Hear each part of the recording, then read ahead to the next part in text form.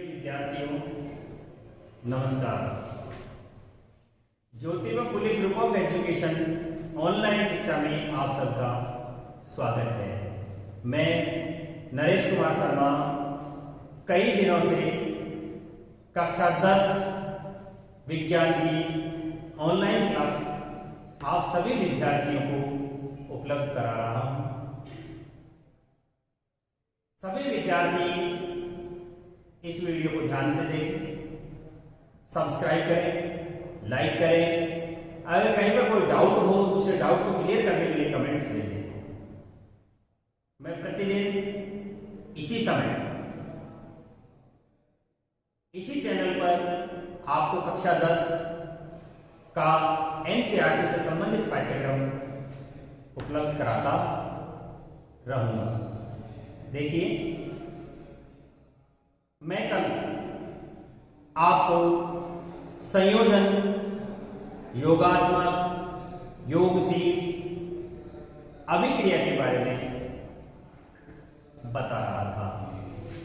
मैंने शायद इस अभिक्रिया के बारे में परिभाषा भी आप सबको नोट करवा दी थी और इसके मैं एग्जाम्पल पर चल रहा था। संयोजन से तात्पर्य होता है जोड़ना, योगशील से तात्पर्य होता है जोड़ना, संयोगात्मक का मतलब होता है जोड़ना। अर्थात ऐसी अभिक्रिया जिसमें दो या दो से अधिक तत्व या यौगिक जुड़ करके अगर एकल उत्पाद का निर्माण करते हैं तो ऐसी अभिक्रिया को हम संयोजन, योगशील या संयोगात्मक अभिक्रिया कहते हैं। ये बात मैं आपको कल बता चुका हूं। अब मैं इसके एग्जाम्पल के बारे में बात करता हूं। जैसे मैंने आपको बताया कि संयोजन अभिक्रिया,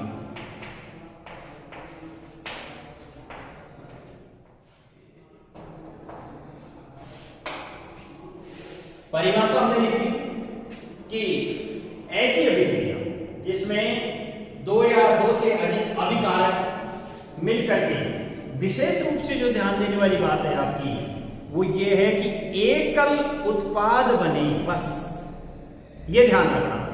संयोजन अभिक्रिया में दो या दो से अधिक क्रियाकारक, अभिकारक या जिनको हम अभिकर्मक कहते हैं, मिलकर के केवल एकल उत्पाद बनाएं, ऐसी अभिक्रिया संयोजन अभिक्रिया कहलाती है।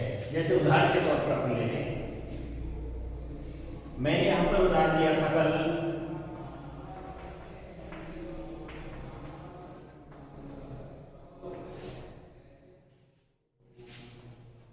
S sulphur plus oxygen, sulphur plus oxygen. देखिए, दो तत्व मिल रहे हैं और दो तत्व मिलकर के सल्फर डाइऑक्साइड एकल बना रहे हैं। ये एक संयोजन अभिक्रिया है। क्या दिखाई दे रहा है आपको? दो अलग अलग मिलकर के एक बना रहे हैं, संयोजन अभिक्रिया। उसी प्रकार से यदि हम कोयले के दहन को लें तो कोयले के दहन के पश्चात बनने वाली कार्बन डाइऑक्साइड गैस भी एक संयोजन अभिक्रिया है। जैसे कोयले का दहन, ये कार्बन, ये ऑक्सीजन की उपस्थिति में दहन हो रहा है और ये CO2, दो मिलकर के एकल उत्पाद का निर्माण कर रहे हैं। तो ये क्या हो गई आपके सामने? एक संयोजन अभिक्रिया हो गई। जैसे CO, carbon monoxide, carbon monoxide एक यौगिक है क्योंकि इसमें कार्बन और ऑक्सीजन मिले हुए हैं और इसके साथ हम क्लोरीन गैस से क्रिया करवाते हैं इसकी, तो COCl2 बन गया। क्या बन गया आपके सामने? कार्बोनिल क्लोराइड बन गया है, एकल उत्पाद बन गया। इसका नाम लिख देता हूं मैं यहां पर, कार्बोनिल क्लोराइड। कार्बोनिल क्लोराइड है, ये कार्बन डाइऑक्साइड है।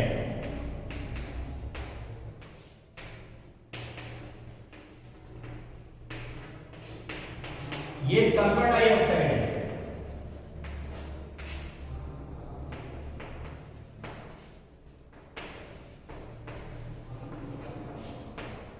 ये इसमें भाग लेने वाला सल्फर है, ये ऑक्सीजन है। देखिए सल्फर और ऑक्सीजन दोनों मिलकर के सल्फर डाइऑक्साइड बनाना, कार्बन और ऑक्सीजन मिलाकर के ये कार्बन है और ये ऑक्सीजन है, ये कार्बन मोनोऑक्साइड है और क्लोरीन है, दोनों मिलकर के कार्बन क्लोराइड बनाना। ये क्या हो गया है आपके सामने, एकल अभिकर्मक, एकल उत्पाद बन रहा है, ये एक संयोजन अभिक्रिया है। जैसे आप एक एक्टिविटी करके देखिए, एक क्रियाकलाप कीजिए,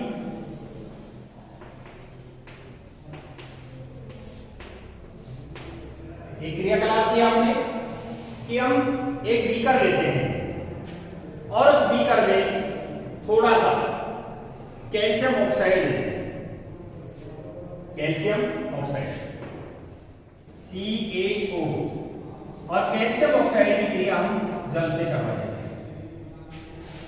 इसको बोलते हैं, क्या कहते हैं इसको, बिना बुझा चूना, यानी चूने का पत्थर है ये, बिना बुझा हुआ चूना कहते हैं इसको, या चूने का पत्थर कह दो, बिना बुझा चूना। और ये आपके सामने लिक्विड है, ये सॉलिड होता है और ये लिक्विड होता है। इसकी इससे क्रिया करवाई हमने और इसके पश्चात हमारे सामने एकल उत्पाद बन गया CaOH2, जिसको हम कैल्शियम हाइड्रोक्साइड कहते हैं। क्या कहते हैं इसे हम, कैल्शियम हाइड्रोक्साइड, या फिर हम इसको यूं भी कह सकते हैं बुझा हुआ चूना, बुझा हुआ चूना, यानी पानी में घुस गया, पानी से क्रिया की, लेकिन इसके साथ साथ क्या निकल रही है, ऊर्जा भी निकल रही है। पर बीकर को हमने छू करके देखा, पूरा बीकर क्या हो गया है, गर्म हो गया है, पूरा बीकर क्या हो गया है, गर्म हो गया है। इन दोनों ने मिलकर यहां पर एकल उत्पाद का निर्माण किया है। इसका तात्पर्य क्या हुआ, इसका तात्पर्य हुआ कि यह एक संयोजन अभिक्रिया है।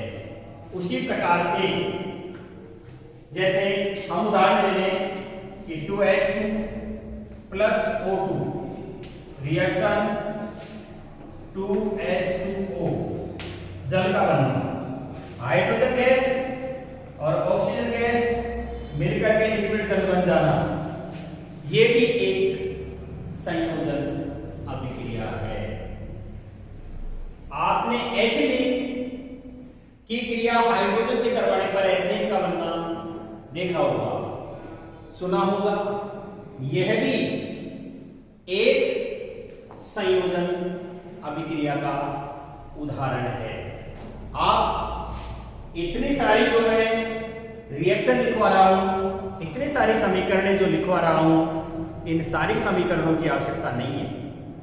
आप उसमें से कोई एक या दो, जो भी समीकरण आपको भली प्रकार से याद हो सके, एग्जाम्पल के तौर पर परिभाषा के साथ आप उसी समीकरण को लिख दीजिए, दोनों तरफ मिलाकर के देख लीजिए, समीकरण संतुलित है, आपका प्रश्न ठीक हो गया। आपका प्रश्न आएगा जैसे कि संयोजन अभिक्रिया किसे कहते हैं। संयोजन अभिक्रिया का एक उदाहरण देते हुए संयोजन अभिक्रिया की परिभाषा लिखिए। इस तरह से यदि आपके सामने प्रश्न आया, आपको एक या दो एग्जाम्पल समीकरण देनी है, परिभाषा लिखनी है, अच्छी तरह से उसे संतुलित देख लेना है, LHS और RHS साइड बराबर हैं या नहीं। आपके सामने जो अपन ने ये लिया कि कैल्शियम हाइड्रोक्साइड को जब जल से क्रिया करवाएंगे तो बुझा हुआ चूना बना। आप जानते हो कि CaOH2 इसका प्रयोग कहां किया जाता है। इसके मिलियन का उपयोग दीवारों पर सफेदी करने के लिए काम में लिया। किस काम में लिया जाता है, दीवारों पर सफेदी करने के काम में लिया जाता है। जैसे ही CaOH2 दीवार पर पुताई की जाती है, वायुमंडल की कार्बन डाइऑक्साइड इसे आकर जुड़ जाती है। लगभग 2-3 दिन की क्रिया होती है, 2-3 दिन के बाद में होने वाली, 2-3 दिन तक लगातार वायुमंडल की कार्बन डाइऑक्साइड इसे बुझे हुए चूने की जो विलयन है उस दीवार पर पुताई कर दिया गया है, उस विलयन से क्रिया करता है और CaOH2 CO2 से मिलकर के CaCO3 प्लस जल बना देता है। जल तो वाष्पित होकर के उड़ जाता है, दीवार पर एक CaCO3 की परत बन जाती है जो दूर से प्रतिदीप्ति यानी चमक उत्पन्न कर देती है। इसीलिए आपने अक्सर कर देखा होगा कि दीवार पर सफेदी करने के पश्चात अर्थात बुझे हुए चूने के विलयन का लेप करने के बाद, बुझे हुए चूने के लेप करने के 2-3 दिन बाद दीवार पर प्रतिदीप्ति यानी चमक अपने आप आने लग जाती है। क्यों? क्योंकि कार्बन डाइऑक्साइड से क्रिया करके CaCO3 कैल्शियम कार्बोनेट की परत जो बन गई है। आपको मैं इसे भी नोट करवा देता हूं एक बार, परंतु उससे पहले अपन इसके एक दो उदाहरण और लिख लेते हैं।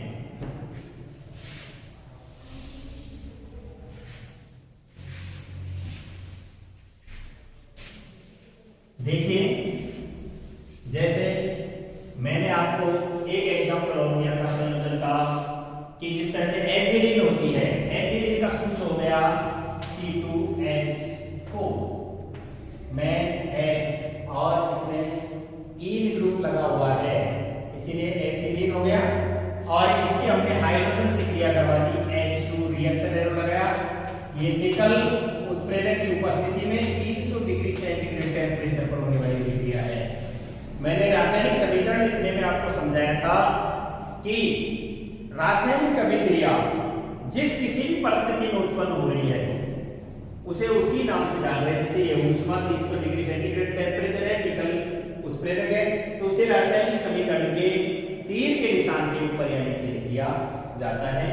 अब यहाँ आपकी ये जो एथिलीन थी, एथिलीन ने हाइड्रोजन से क्रिया की है, एथिलीन ने हाइड्रोजन से क्रिया की है निकल उत्प्रेरक की उपस्थिति में 300 डिग्री सेंटीग्रेड टेम्परेचर पर, और आपके सामने C2H6 से एथेन बन गया है। एथेन एक एकल उत्पाद है, यह एक एकल उत्पाद है, अर्थात इससे ये सिद्ध होता है कि यह एक कौन सी अभिक्रिया है? संयोजन अभिक्रिया है। इसी प्रकार से अब आप आगे देखेंगे, यहां इन सारी की सारी अभिक्रियाओं में आपने एक चीज नोट किया होगा कि सब में ऊर्जा बाहर आ रही है। इससे क्या सिद्ध होता है? सब में ऊर्जा बाहर आ रही है, इससे ये सिद्ध होता है कि संयोजन अभिक्रिया एक ऊष्माक्षेपी अभिक्रिया है। संयोजन अभिक्रिया क्या है? संयोजन अभिक्रिया एक ऊष्माक्षेपी अभिक्रिया है। मैं यहां एक पॉइंट बना करके लिख देता हूं कि संयोजन अभिक्रिया एक ऊष्मा क्षेपी अभिक्रिया है। अब मैं आपको ऊष्मा क्षेपी अभिक्रिया की परिभाषा देता हूं कि ऊष्मा क्षेपी अभिक्रिया क्या है? कल परसों भी आपको ध्यान हो तो मैंने एक उदाहरण दिया था कल परसों के वीडियो में कि हमने वॉशिंग पाउडर लिया, वॉशिंग पाउडर को अपनी मुट्ठी में ले लिया और मुट्ठी में लेने के पश्चात बंद मुट्ठी को पानी से भरी हुई बाल्टी में अंदर डाल दिया, मुट्ठी टाइट रखेंगे। अब 1 मिनट के पश्चात हमने धीरे से मुट्ठी को थोड़ा ढीला किया ताकि पानी की कुछ मात्रा हमारी मुट्ठी के अंदर चली जाए, और वापस मुट्ठी को हमने टाइट कर लिया। क्या देखेंगे? पूरी की पूरी मुट्ठी अंदर से गर्म हो गई है, यानी वॉशिंग पाउडर ने जल से अभिक्रिया कर दी है और ऊष्मा का उत्सर्जन करना शुरू कर दिया है। अर्थात ऐसी रासायनिक अभिक्रिया जिसमें अभिकारक या क्रियाकारक से उत्पाद बनते समय ऊष्मा का क्या होता हो, उत्सर्जन होता हो, ऊष्माक्षेपीय अभिक्रिया कहलाती है। ऐसी रासायनिक अभिक्रिया परिभाषा में लिखो कि ऐसी रासायनिक अभिक्रिया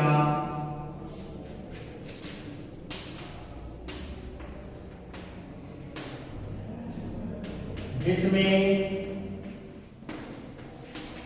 अभिकारक या क्रियाकारक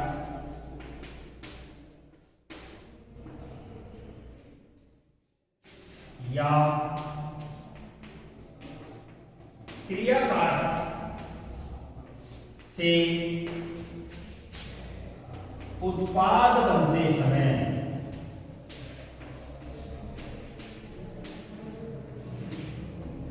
ऐसी रासायनिक प्रक्रिया जिसमें अभिकारक या क्रियाकारक से उत्पाद बनते समय ऊष्मा का उत्सर्जन होता हो,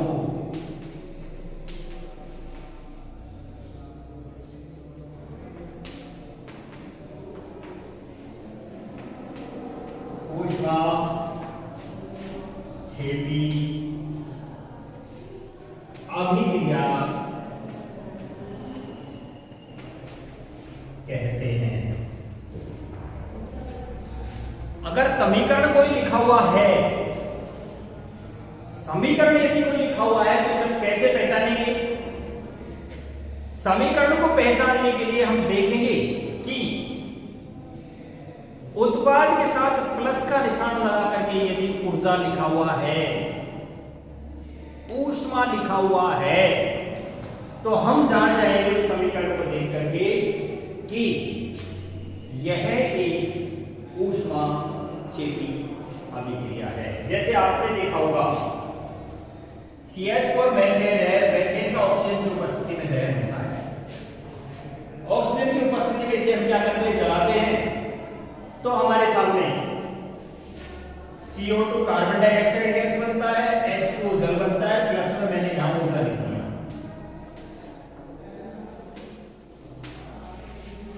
ऊर्जा बाहर आ रही है, ये वाष्प बन करके उठ जाएगा, कार्बन डाइऑक्साइड उठ जाएगी, कार्बन डाइऑक्साइड जल और ऊर्जा बन रही है। ये हमें इस बात को दर्शाया है कि यहां कार्बन डाइऑक्साइड गैस के रूप में, मेथेन क्या थी, मेथेन भी एक गैस थी, ऑक्सीजन भी एक गैस थी, जल भी वाष्प के रूप में निकल रहा है, ऊर्जा बढ़ रही है, सारी चीजें गैस गैस गैस है। ये हमें इस बात को सिद्ध कर रहा है कि यहां होने वाली जो अभिक्रिया है वो ऊष्मा कैसी है, अब ऊष्मा क्षेपी के बारे में आप जान गए होंगे कि मेथेन गैस का ऑक्सीजन की उपस्थिति में दहन संतुलित करने के लिए देखो एक बार, कार्बन से कार्बन संतुलित है, ऑक्सीजन के 2 है और यहां भी है, इसका तात्पर्य ऑक्सीजन को संतुलित करने की आवश्यकता है। अगर यहां ऑक्सीजन 2 लगा देंगे हम तो ऑक्सीजन के 4 हो गए, ऑक्सीजन को संतुलित करने के लिए हमें यहां लगाना पड़ेगा। तो अब यहां हो गया हमारे सामने 2 लगा देते हैं, तो 2 लगाते हैं, हाइड्रोजन 4 हो गए, ऑक्सीजन 2 हुए, वो 4 हो गए, ऑक्सीजन संतुलित हो गया। CH4 + 2O2 reaction arrow CO2 + 2H2 और उसी के साथ ऊर्जा। ये एक प्राकृतिक गैस का दहन है। कौन सी गैस का दहन है? प्राकृतिक गैस का दहन। और प्राकृतिक गैस का दहन एक ऐसी अभिक्रिया है, ऊष्माक्षेपी अभिक्रिया है। आप इसे नोट कर लें। एक एग्जांपल और दे देता हूं मैं आपको, जैसे N2 + 3H2 reaction arrow 2NH3 हमने लिखा प्लस 93.33 किलो कैलोरी। मैंने यहां लिख दिया ऊर्जा, तो इसका तात्पर्य होता है, ये प्लस का निशान लगा करके जो मैंने लिखा है, इसका तात्पर्य है कि नाइट्रोजन और हाइड्रोजन गैस को जैसे ही आपस में हमने क्रिया करवाया, एकल उत्पाद अमोनिया बन गया, लेकिन अमोनिया बनने के साथ साथ ऊर्जा बाहर निकली है, जो ये सिद्ध करती है कि यह एक ऊष्माक्षेपी अभिक्रिया है। ऊष्माक्षेपी अभिक्रिया में ऊष्मा का उत्सर्जन होता है। अब आपकी समझ में संयोजन अभिक्रिया आई होगी। इसी में ही एक और प्रश्न बनता है कि क्या श्वसन एक ऊष्माक्षेपी अभिक्रिया है? आपकी पुस्तक के अनुसार कि क्या श्वसन एक ऊष्माक्षेपी अभिक्रिया है? अब हम इस प्रश्न पर गौर करें। कौन से प्रश्न पर गौर कर रहे हैं कि क्या श्वसन एक ऊष्माक्षेपी अभिक्रिया है?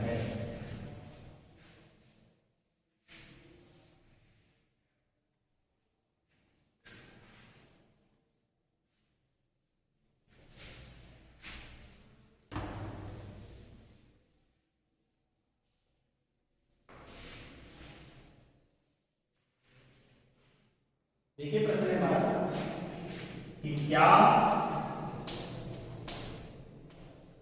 श्वसन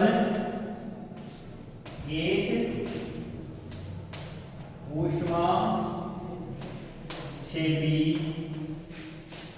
अभिक्रिया है? क्या फलों का सड़ना, साग सब्जियों में किण्वन होना एक ऊष्माक्षेपी अभिक्रिया है? इस बात को सिद्ध करने के लिए हमारे प्रश्न हम करेंगे। देखो, हम जानते हैं कि जीवित रहने के लिए ऊर्जा की आवश्यकता होती है। जीवित रहने के लिए क्या चाहिए? ऊर्जा चाहिए। और ये ऊर्जा हमें कहां से प्राप्त होती है? भाई ऊर्जा हमको भोजन से प्राप्त होती है। पाचन क्रिया जब होती है हमारे भोजन की, तो उस पाचन क्रिया में क्या होता है? भोजन छोटे छोटे टुकड़ों में टूटता है। क्या होता है भोजन का? कि भोजन छोटे छोटे टुकड़ों में टूट जाता है। और जब भोजन छोटे छोटे टुकड़ों में टूटता है तो उससे ग्लूकोज की प्राप्ति होती है। क्या होता है? उससे ग्लूकोज की प्राप्ति होती है। यही ग्लूकोज शरीर की जो कोशिकाएं होती है ना, उन शरीर की कोशिकाओं में विद्यमान ऑक्सीजन से क्या कर लेता है? क्रिया कर लेता है।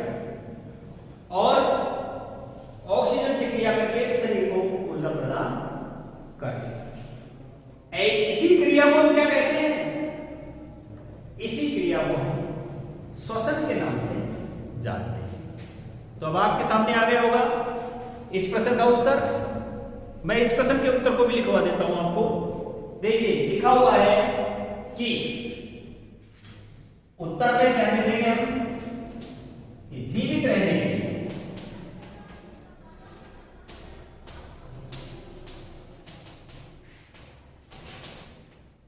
इसकी आवश्यकता होती है? ऊर्जा की आवश्यकता होती है। और यह ऊर्जा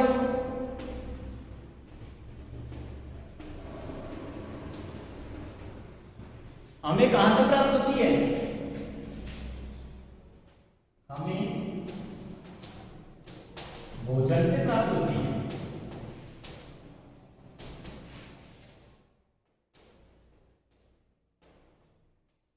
पाचन क्रिया के दौरान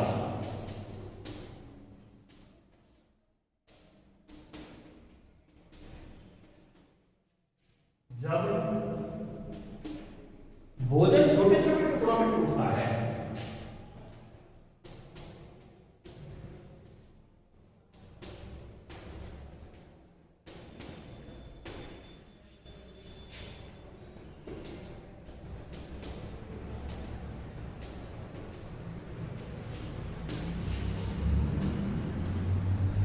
पाचन क्रिया के दौरान क्या होता है? छोटे छोटे टुकड़ों में टूटता है, जिससे क्या होता है? लड़कों में मैंने अभी आपको बताया था ग्लूकोज की प्राप्ति होती है, जिससे C6H12O6 यानी ग्लूकोज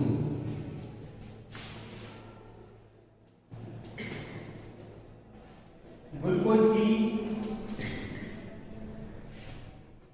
प्राप्ति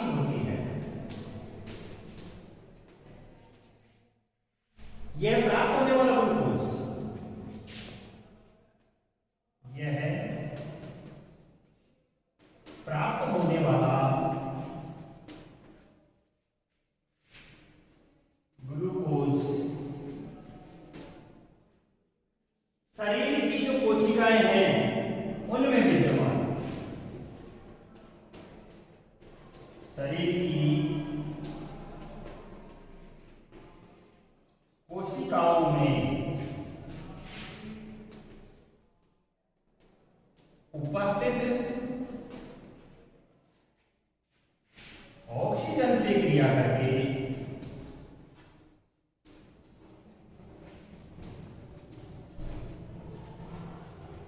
ऊर्जा प्रदान करता है।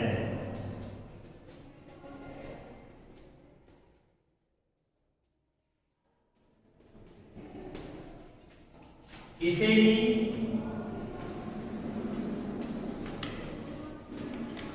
श्वसन कहते हैं। आपके प्रश्न का उत्तर आपको मिल चुका है कि क्या श्वसन एक ऊष्माक्षेपीय अभिक्रिया है? जीवित रहने के लिए ऊर्जा की जरूरत होती है। ऊर्जा में भोजन से मिलती है। पाचन क्रिया में भोजन के बड़े बड़े टुकड़े होते हैं, छोटे छोटे टुकड़ों में, जिससे ग्लूकोज प्राप्त होता है। ग्लूकोज शरीर में जो कोशिकाएं हैं उनमें पाई जाने वाली श्वसन क्रिया के द्वारा गई हुई ऑक्सीजन से क्रिया कर लेती है और उस क्रिया के दौरान ऊर्जा उत्पन्न होती है। इसे ये क्या कहते हैं? श्वसन कह देते हैं। आपके प्रश्न का उत्तर आपको मिल गया होगा कि क्या श्वसन एक ऊष्माक्षेपी अभिक्रिया है। इसी प्रकार से क्या होता है, जैसे मैं आपको इसी को एग्जांपल में करके चलूं, C6H12O6 प्लस ऑक्सीजन से क्रिया करेंगे, कोशिकाओं में पाई जाएगी, कार्बन डाइऑक्साइड बढ़ेगी, 100% होता है, जल बनेगा और CO2 प्लस H2 प्लस ऊर्जा निकल रही है, ऊष्माक्षेपी संतुलित कर लो। C6 है तो यहाँ C6 हो गया, ऑक्सीजन के 6 तो ये आप इसे संतुलित कर दीजिए। कार्बन के 6 तो यहाँ 6 लगा तो सीधा 6 CO2 हो गई। ऑक्सीजन के कितने हो गए? 12 हो गए। यहाँ पर ऑक्सीजन के कितने? 6 तो यही हो गई और यहाँ भी है अभी।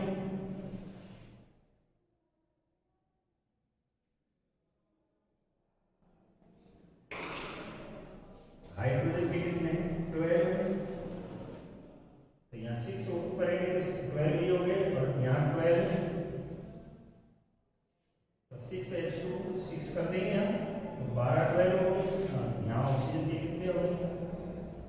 6 ये और 12 ये 18 हो गए ऑक्सीजन, तो 18 12 तो ये 6 18 मेरे हिसाब से संतुलित हो गए, मुझे संतुलित लग रही है।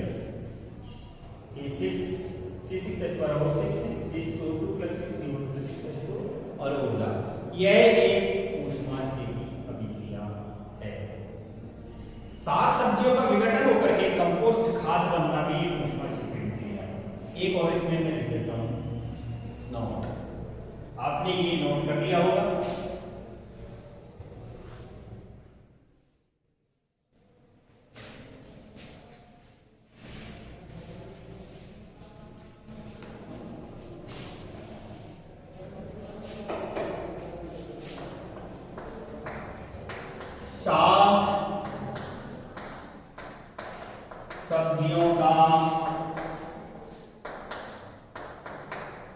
साग सब्जियों का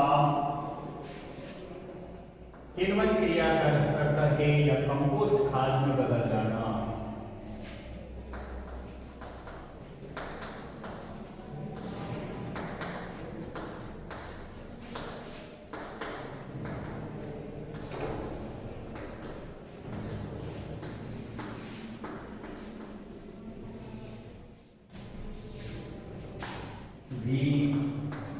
एक ऊष्माक्षेपी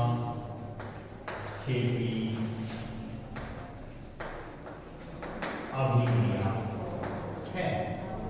इसीलिए आपने देखा होगा ग्रामीण क्षेत्र के सभी विद्यार्थी इस बात को जानते होंगे कि जहाँ पशुओं का मलमूत्र इकट्ठा करके डाला जाता है, पेड़ पौधों की पत्तियां इकट्ठी करके डाली जाती है, कचरा डाला जाता है, जब उसे खेत में डालते हैं उससे पहले हम देखते हैं कि वह बहुत ज़्यादा गर्म होता है। इसीलिए क्यों? क्योंकि वो एक ऊष्माक्षेपी अभिक्रिया है, विघटित हो रहे हैं वो, सड़ रहे हैं, विघटन कर रहे हैं, कंपोस्ट खाद में बदल रहे हैं, तो वहां ऊष्मा उत्पन्न हो रही है। अब मैं आपको एक और नोट लिखवाऊंगा यहाँ, ये शायद आपने नोट कर लिया होगा। अगर नोट नहीं किया है तो फिर देखिए एक बार। मैं आपको कैल्शियम कार्बोनेट सफेदी वाली बात बताने जा रहा हूं।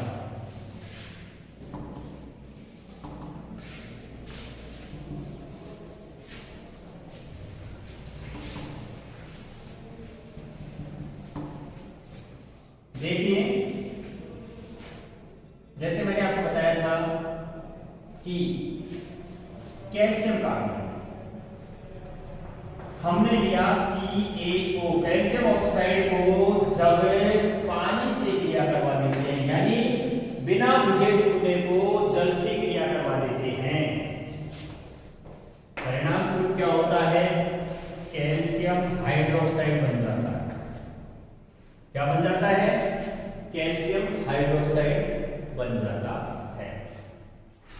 इस बने हुए कैल्शियम हाइड्रोक्साइड को जब दीवारों पर पुताई कर दी जाती है तो वायुमंडल की जो कार्बन डाइऑक्साइड है वो इससे जुड़ जाती है, और वायुमंडल की ये कार्बन डाइऑक्साइड इससे जुड़ करके इसे CaCO3 calcium carbonate plus H2O में बदल देती है। H2O, Ca यहाँ 2 हो गए। देखिए अच्छी तरह से एक बार इसे, ये Ca, ये Ca, यहाँ हाइड्रोजन के 2 और ऑक्सीजन के भी 2, हाइड्रोजन के 2 और ऑक्सीजन के 2, CO2 यूं का यूं आ गया, तो CO2 पे CO3 हो गया, एक ऑक्सीजन यहाँ से निकाल दिया। अब यहाँ H2O शेष बच गया, वो यहाँ ले गया। ये तो कैल्शियम कार्बोनेट की परत सॉलिड के रूप में हो गई, और ये था जो लिक्विड था, जो गैस बन करके क्या हो गया है? वायुमंडल में विलीन हो गया है। और यहाँ कैल्शियम कार्बोनेट की, कैल्शियम कार्बोनेट परत बन गई है, दीवार पर क्या बन गई है? कैल्शियम कार्बोनेट की परत बन गई है, और इस परत ने प्रतिदीप्तीय चमक उत्पन्न कर दिया है। हाँ भाई, मैं आपको यही बता रहा था कि जैसे कैल्शियम ऑक्साइड, इसका नाम लिखो बिना बुझा चूना, बिना बुझा चूना, ये तो बिना बुझा चूना हो गया, ये सॉलिड है। ये आपका जल है तो लिक्विड हो गया, ये आपका जलीय विलयन बन गया है, प्लस के साथ साथ क्या निकल करके बाहर आ रही है? तो ऊष्मा क्षेत्रीय अभिक्रिया, तो ऊर्जा बाहर निकल के इसको हमने क्या किया? सॉल्यूशन को जलीय विलयन को हमने दीवार पर पोत दिया, इसको कहते हैं बुझा हुआ चूना। क्या कहते हैं इसको? बुझा हुआ चूना। ये बुझा हुआ चूना, कार्बन डाइऑक्साइड वायुमंडल की जो थी वो इससे मिली, और क्या कर दिया इसने? कैल्शियम कार्बोनेट की परत बना दी। जल का जो लिक्विड अवस्था में था दीवार पर चिपक गया, वाष्प बन करके उड़ गया, और कैल्शियम कार्बोनेट की परत बन गई है। एक चीज और ध्यान रखना, संगमरमर का सूत्र भी CaCO3 होता है। मैं लिख दूं यहां पर आपको कि संगमरमर का सूत्र भी CaCO3 होता है, ये याद रखना है आपको।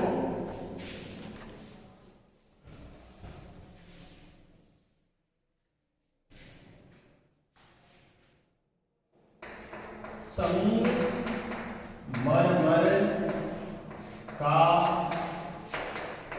रासायनिक सूत्र भी CaCO3 ही होता है। इस प्रकार से आपकी संयोजन अभिक्रिया पूरी हो गई है। अब मैं आपके सामने वियोजन अभिक्रिया के बारे में बताना चाहूंगा। वियोजन का मतलब होता है टूटना, विघटित हो जाना, घटना। वियोजन अभिक्रिया, पॉइंट संयोजन को चेंज कर रहा हूं मैं आपके को।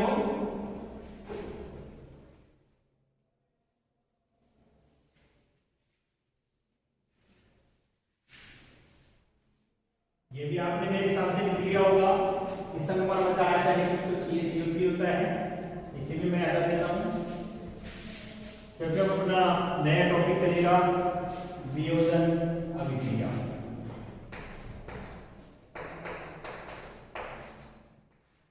देखिए वियोजन का अर्थ होता है क्या? अब वियोजन अभिक्रिया, अब मैं आपका ध्यान वियोजन अभिक्रिया की ओर आकर्षित करना चाहूंगा।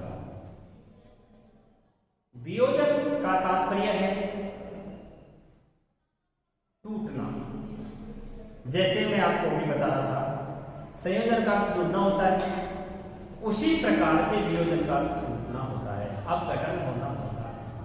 अपघटन और वियोजन दोनों समान हैं, मात्र एक ही चीज का अंतर है कि वियोजन और अपघटन में अपघटन अभिक्रिया जो होती है वो अनुत्क्रमणीय होती है।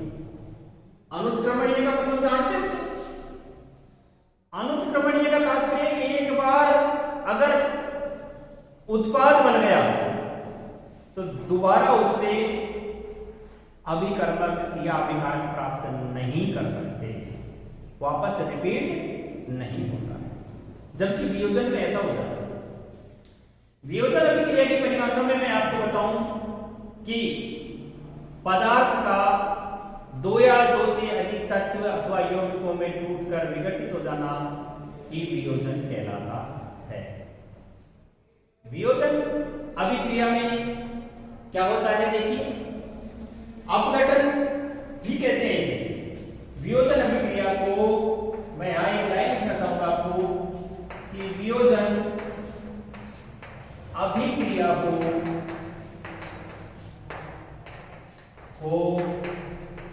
अपघटन अभिक्रिया भी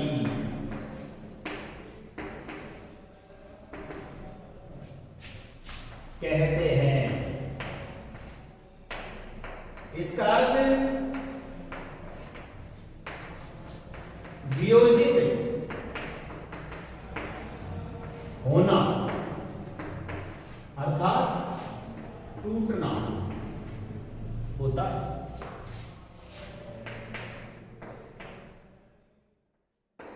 वियोजन अभिक्रिया को क्या कहते हैं? अपघटन अभिक्रिया कहते हैं। इसका अर्थ वियोजित होना अर्थात टूटना होता है। इसमें एकल अभिकर्मक कह दो, एकल अभिकर्मक अपने अपने तत्व अथवा यौगिकों में टूट जाता है या पदार्थ टुकड़ों में बढ़ जाता है। इसे हम क्या कहते हैं? वियोजित होना कहते हैं। वियोजन अभिक्रिया कहलाती है। परिभाषा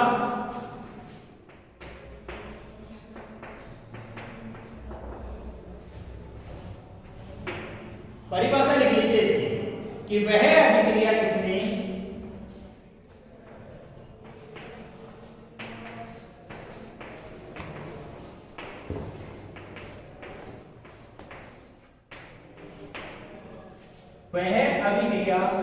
जिसमें पदार्थ के जो अणु होते हैं दो या दो से अधिक,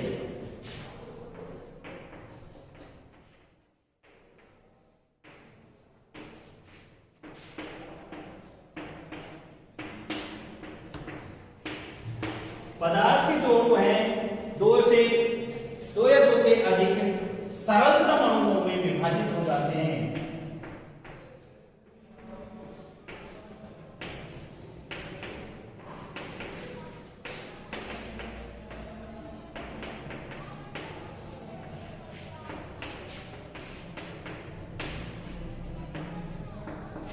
जब दो या दो से अधिक सरलतम अणुओं में विभाजित हो गए उसे हम क्या कहते हैं? वियोजन अभिक्रिया कहते हैं।